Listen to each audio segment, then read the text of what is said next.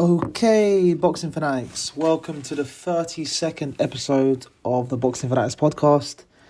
Just myself today, and I just want to use today's episode to basically just give you a bit of a preview and prediction of the upcoming fight between Joseph Parker and Fabio Wardley this Saturday at the O2 Arena in London. So it's fair to say this is quite a big fight. It's probably one of the biggest heavyweight fights of the year. You've got Joseph Parker, who's, had an incredible resurgence in the last few years. I think, when Parker was beaten by Joe Joyce, I think a lot of people were writing him off. They saw a fighter that was perhaps, well past his best. One that was on the way out, past his peak. It was hard at that point to see how Joseph Parker was ever going to return to the summit, really. He did really look down and out. He was struggling against, no disrespect, he was struggling against people like Jack Massey, and he was fighting in other bouts where, he just wasn't looking impressive, Joseph Parker, at all. He was not looking impressive at all. But, in the last couple of years, it all started with that, that win against Deontay Wilder was impressive. I think we know by Wilder's, recent performances that, Wilder is himself a long way behind where he used to be in terms of, his form. Prime Wilder, at the very least, had that mega right hand. But that's well and truly gone. But regardless, Parker won every single round there, came close, actually hurt Wilder in that fight. And just overall just looked impressive. I remember that really well, how, at that point they wanted to make, I think it was Deontay Wilder versus Anthony Joshua. They were literally teeing it up, and Parker just came in there and ruined all the plans. And we've seen that happen a lot in boxing, actually, where, they're making plans before the fights even happened. And I think it's wrong. It shouldn't be the case, but it happens so often. There's a lot of money involved, and, the promoter's always looking for that commercial jackpot, that fight which, just makes a lot of money, basically. And there's no doubt that, Wilder Joshua would have been a mega fight, even at that stage of their careers when they'll probably both past their peak. It would have still done great numbers. But I digress. Parker comes in there, outpoints Deontay Wilder. Then we have Parker versus Zhang. Another fight which was, a good win, a really good win, because Zhang, he himself has built quite a strong reputation. Burst out onto the scene when he knocked out Joe Joyce. The second the rematch was especially impressive. That knockout was incredible. Zhang, with his incredibly fast hands, and an enormous man, but has incredibly fast hands and just so explosive, especially in those early rounds. And so that was another kind of 50-50 fight. People were unsure if Parker could really avoid that left hand for 12 rounds. Well, funny enough, Parker couldn't avoid that left hand for 12 rounds. He got hit twice with that left hand, and he got dropped twice, if my memory serves me correctly. But still, showed a lot of heart, and did enough overall. Just outboxed him, really. He done more, throughout the fight, and he deserved the victory, Parker. So that was another great win for Parker. Another kind of 50-50-ish fight. And, showed, I think Parker's always had heart, Parker. He's always had, good resilience, a decent chin. I think if there's a criticism for Parker is that, there's been times where we want him to do a bit more, be more aggressive, put a bit of an exclamation mark on his performances. But he's always been tough, Parker. He's always been tough. So that win against Zhang was really good. And then, I guess most recently, the Martin Bakole fight. We all know that Parker was meant to face Dubois, and, I guess we'll never know what would have happened that night, with Parker and Dubois. It's really up in the air, but, it's completely conceivable that Parker was going to win that night. He did look on form. He looked, the most conditioned he's ever been. And, Bakole on a day's notice or 2 days' notice, he had no chance. Bakole, funny enough, is another one. I feel like I'm going through all the heavyweight division here, but just want to give my thoughts on everything. Bakole at that time was, on the roll himself. That win against Joe Anderson really made Bakoli stand out. He was really seen as a dark horse, and you hear all the sparring stories and stuff like that. It's fair to say he wasn't at his best against Parker on 2 days' notice. But again, look, Parker came in there, knocked him out in a couple rounds. So again, another brilliant win. So I don't want to make this all about Parker, but look, Parker, in a nutshell, has had an incredible resurgence in the last few years. And, most people would say he's top 3 right now, top 5 at the very least of the heavyweights in the world. Let's move on to Fabio Wardley. So Fabio Wardley is obviously, we know his story. Began boxing around 10 years ago in the white collar circuit, I suppose. Didn't have really an amateur background. That was his amateur days. Fighting white collar in those events. And he's, whatever happens with Fabio Wardley, I think it's fair to say he's overachieved in many ways. He's done so well to get to where he is now, and even on the come up, he was beating guys who he shouldn't have been beating. That's the reality. Nathan Gorman was a good amateur, couldn't hang with Wardley. Obviously, we had the Fraser Clark fight. The first fight was close with Fraser Clark and Fabio Wardley, but in the second fight there was no contest. Fabio Wardley destroyed him. Too aggressive, too powerful, and Fabio Wardley is another guy who's just been on the up, going from strength to strength for the most part, apart from that little blip against Fraser Clark. He's a very exciting fighter. He's got that kind of Super Saiyan mode where, when he gets hurt, he just starts swinging for the fences, almost like he's in a street fight, and kind of boxing goes out the window. And it kind of works sometimes. It kind of worked previously in his career, when he's got hurt.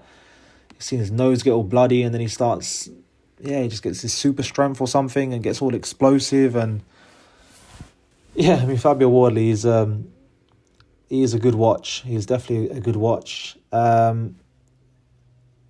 He's done amazingly well.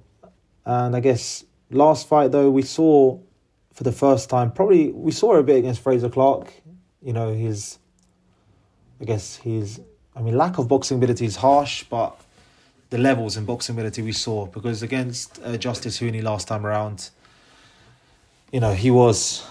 I remember watching that fight, and I remember seeing him just get outboxed every single round, more or less, and he had no answers at all. Justice Hooney really was in a different universe, boxing wise on that night for the most part until what happened later on in the fight. It was no contest. It was really, really just so easy for him to pick Wardley apart. Wardley had no answers at all that whole fight. But look, this is the heavyweight division. We've seen it 100 times before. That's why people love the heavyweight division so much. It's fair to say it's less about skill in the heavyweight division. Things can change a lot more. If you're let's say welterweight, lightweight, everyone's got a puncher's chance, but it's not as pronounced as in heavyweight division. In the heavyweight division, everyone has a chance to knock anyone out at any time in the fight. You land a clean shot, that's it. Anyone can knock each other out. And that's why it's so exciting. And Fabio Wardley has that power in abundance. He has that, that finishing instinct. He has that ability to land a big punch. And that's exactly what happened against Justice Hooney. So, Justice Hooney, he should have just kept it safe. He was well up on the scorecards. He was boxing beautifully. He decided to trade with Fabio Wardley, and that was his undoing. Fabio Wardley pulling off probably one of the best knockouts I've seen in recent years, to be honest, especially when you consider he was fighting in his hometown. An excellent knockout and a brilliant comeback when you think about it. He was well on his route to having his homecoming party well and truly ruined. And he pulled out the bag. And, Fabio Wardley, like Parker, has got incredible heart. This is a guy who's a born fighter. That's what I'd say about Fabio Wardley. A born fighter. He just has that instinct in him. He's a fighter before he's a boxer. He just has that instinct in him. He's going to go down swinging no matter what. No matter what, he's going to go down swinging. So that's just a bit of a summary on both fighters and how I kind of see them so far. These are two guys who are on form, it's fair to say. They're both on form. They both got good momentum. They're both considered top 10 heavyweights. Even Fabio Wardley is considered a top 10 heavyweight. So and I think what also makes this fight so appealing, especially to the UK audience, is that both these men have a big background in the UK. Obviously, Fabio Wardley is from the UK, but he's come up through. He was fighting a lot on Matchroom shows. Now he's with Frank Warren. He's built himself. He has become a name in the UK. Definitely, Fabio Wardley. He's a big name now. And as for Parker, his history in the UK is vast as well. We remember Parker, the young Parker. I remember years ago fighting Anthony Joshua, and it was a unification fight. And that was very intriguing at the time. Everyone knew the talent of Parker, and Anthony Joshua back then I think was undefeated. So it was a really intriguing fight. It was an intriguing fight. It wasn't a good fight. It's fair to say that. But anyway, Joshua got the decision. And then Parker fought Dillian Whyte the fight after that. And that was a surprise loss, I think, to many people. I think most people would have thought that Parker would have beaten Dillian Whyte, but he lost. Dillian Whyte just surviving towards the end, but deserved to win probably all round. And then, it's crazy to think that Parker's fought, Derek Chisora, on two separate occasions as well. So, Parker, and to add, he's working with Andy Lee for a few years now. So even though Parker is not, and let's not forget, his affiliation of Tyson Fury as well, is well and truly part of the Fury camp for a while. Obviously, Andy Lee is Tyson Fury's cousin. So, he's become very linked to the UK scene. Joseph Parker, was based in Morecambe with Fury and stuff. So even though on paper this is a British fighter versus a fighter from New Zealand, is really two guys who the British public are really well aware of, and two big names in the UK, I suppose. So yes, this has definitely generated a lot of interest, and those are all the reasons why, really. Let's talk about the fight itself. So the bookies have Parker as a very strong favourite. I was actually surprised at how strong the favourite is. But the bookies have Parker as a very strong favourite. I think it's fair to say most people believe Parker's going to win this fight. Parker is definitely the more polished than Wardley, obviously, because Wardley obviously doesn't have the background that Parker doesn't have the experience. So I don't think anyone's going to dispute that Parker has the better boxing ability here. I think we can say that before the fight's even started. Parker, like Justice Hooney, is going to have the better boxing ability. He's going to be the more finesse and the better technique. Probably the more defensively sound, in a way, just technically just better. Technically the better fighter. But at the same time, like I said before, this is heavyweight boxing. It's not all about technique, especially in the heavyweight division. So that's the kind of the balancer. That's the kind of equalizer in this fight. That I think it's fair to say I would even call this like boxer versus fighter, really, because I think Parker, he does have that heart in him, but I still consider him more of a boxer than a fighter. Whereas Wardley, I think, is just a pure fighter. He obviously does have boxing ability. He's been training under Ben Davison for several years now, or a few years now. He does make improvements. He does have some intricacies to his game, Fabio Wardley. He's not just, there's been comparisons of, he's like the next Wilder or whatever, but I'd say Wardley is not like the next Wilder. I think he's actually got more variety than Wilder. Wilder was always just the big right hand, and let's face it, that was probably one of the best right hands we've seen. I mean, incredible ability to just land that right hand, and when it landed, it was dynamite. Fabio Wardley, I think, has a bit more variety and puts his shots together a bit more. Even though it was a big right hand which ended the fight against Justice Hooney, I wouldn't consider Fabio Wardley a one-trick pony in that respect. I feel like he's got more variety. He feints a lot. He puts his punches together nicely. And he just throws his hands a bit more, I'd say. So we've got kind of boxer kind of versus fighter here. It's interesting because I think a Parker from a few years ago would just really try to box this fight. But I do think we're seeing a different Parker now. I do feel like we're seeing a more of an aggressive, more of a confident Parker. A few years ago, I think Parker would actually just be on the back foot the whole fight and just let Wardley come to him and just really just box, and try to get a decision win. few years ago, that's what I think what would have happened. But this time, I actually think Parker's just a bit different now. I might be wrong.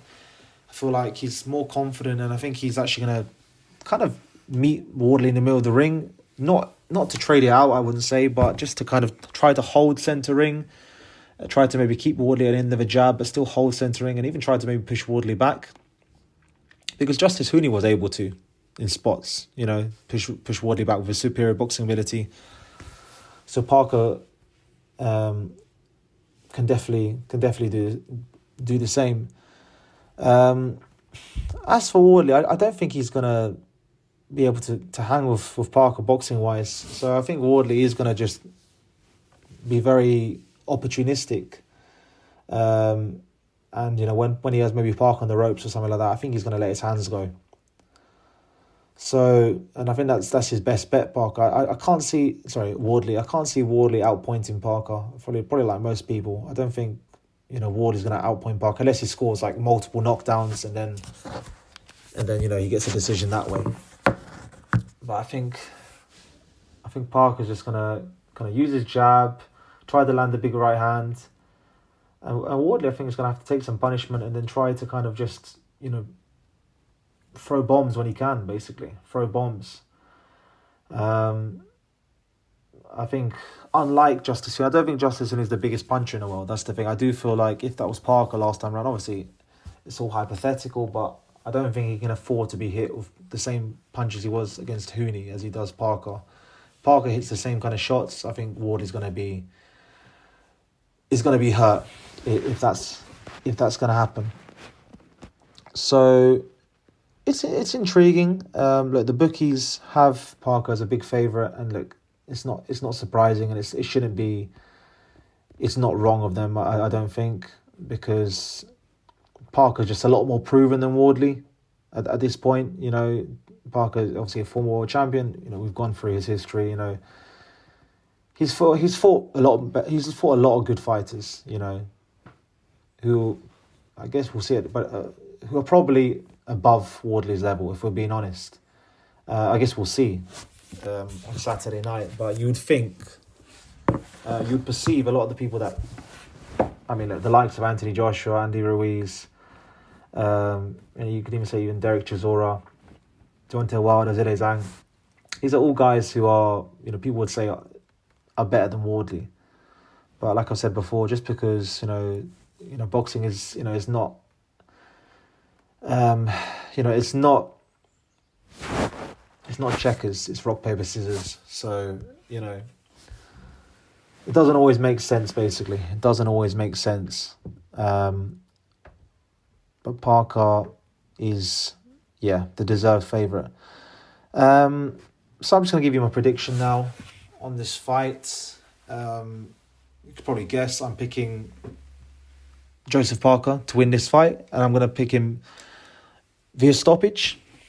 I just think that Wardley might get hit a bit too much in this fight, and I can see something like maybe, sounds grim, but maybe, I don't know, that cut on his nose opening up or something like that, and maybe him being pulled out by Ben Davison, or maybe even maybe getting stopped on his feet, something like that. That's what I've got in my mind. But at the same time, I would not be surprised in this fight if Fabio Wardley knocks Joseph Parker down. I would not be surprised in this fight. I'm actually kind of expecting that. So I guess overall I'm expecting a really entertaining fight, I think, because these are two guys, especially this kind of, let's say, new version of Parker. He's a little bit more aggressive, and he's going to come to, he's not as defensively, he's defensively aware, but he's fighting like a guy who wants to get the knockout now, Parker, more so. So I think, and Wardley is obviously not a defensive wizard either. So we've kind of got a fight here where I think it's going to be very entertaining.